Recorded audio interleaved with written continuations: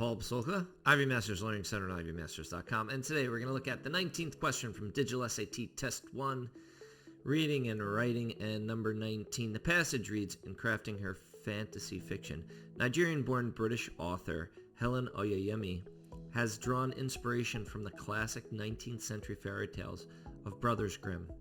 Her 2014 novel, Boy, Snow, Bird, for instance, is a complex retelling of the story of Snow White, while our 2019 novel offers a delicious twist on the classic tale of Hansel and Gretel.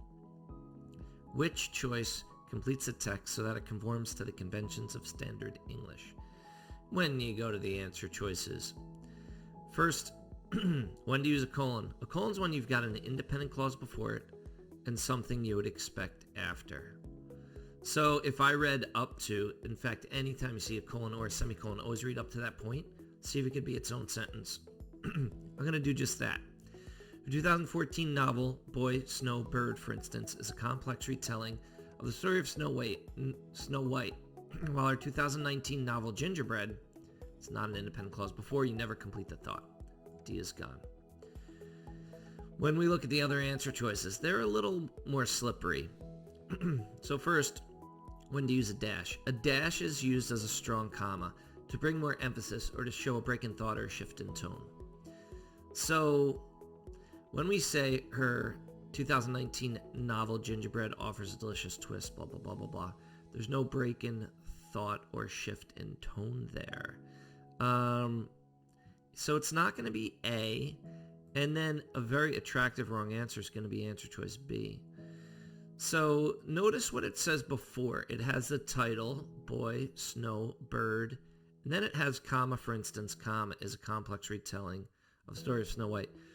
So there's a comma before the verb, there's a comma after the title, the last word in the title, bird. So you might be thinking it's a comma, but it's really because the for instance interrupts that you have the comma before the verb and you have the comma after the last word in the title. Correct answer is actually not the comma because we don't pause there. The only pause in the previous example is because the for instance is there. So you just say, her 2019 novel Gingerbread offers a delicious twist, blah, blah, blah. No pause. Answer choice C is going to be your correct answer. Thank you for joining us today. If you like this video, click like. You can share it with someone who has difficulty with the conventions of standard written English when you use a comma, a dash, or a colon. If there's any question you'd like to answer from any official PSAT or SAT or ACT, leave that in the comments. I'd be happy to shoot a video on it. Click subscribe so you don't miss anything and check out our 1-minute video on TikTok. Have a great day.